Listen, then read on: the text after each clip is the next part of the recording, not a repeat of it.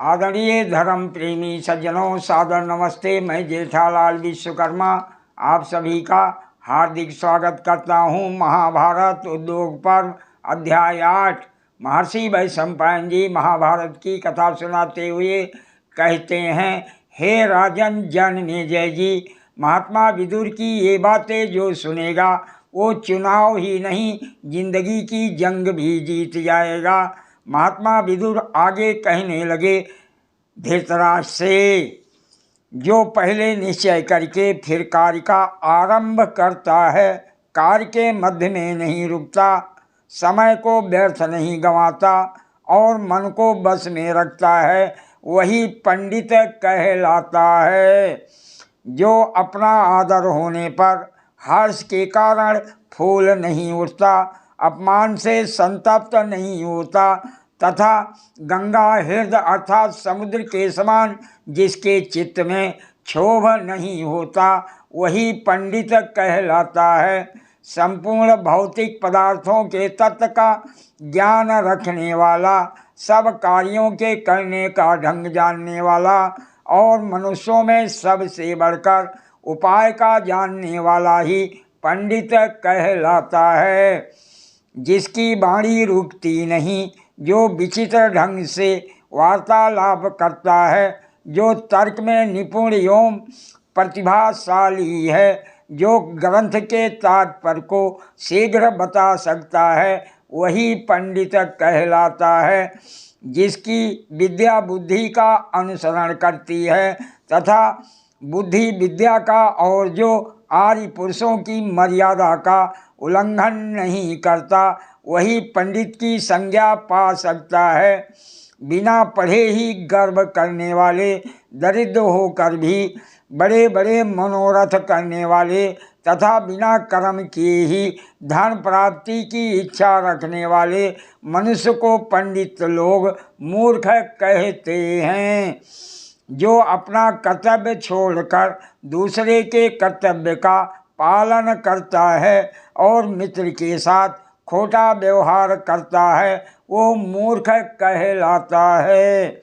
जो ना चाहने वाले को चाहता है तथा चाहने वाले को त्याग देता है, अथवा जो ना करने योग्य कामनाओं को करता है एवं करने योग्य कामनाओं को नहीं करता, और जो अपने से बलवान के साथ बैर करता है, उसे मूढ़ विचार का मनुष्य कहते हैं।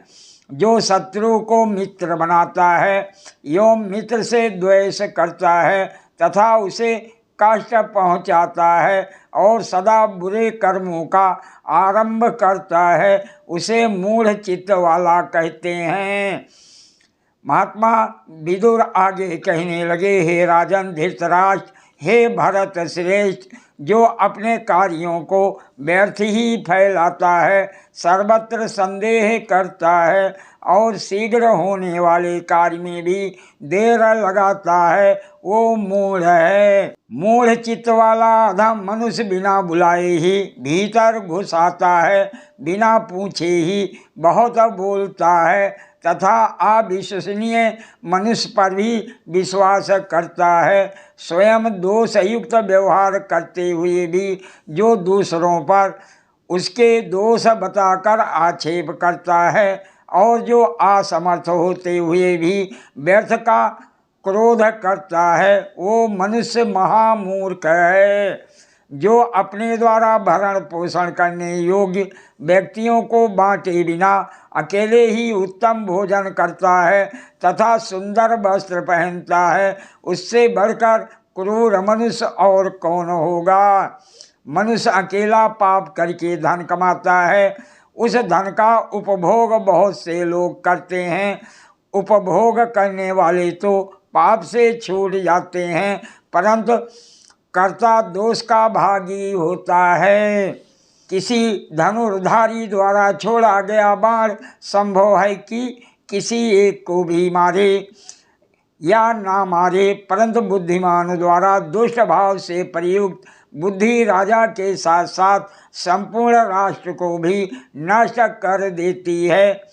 एक बुद्धि से 2 अर्थात कर्तव्य और अकर्तव्य का निश्चय करके। 4 साम दाम दंड भेद से। 3 शत्रु मित्र तथा उदासीन को वश में कीजिए।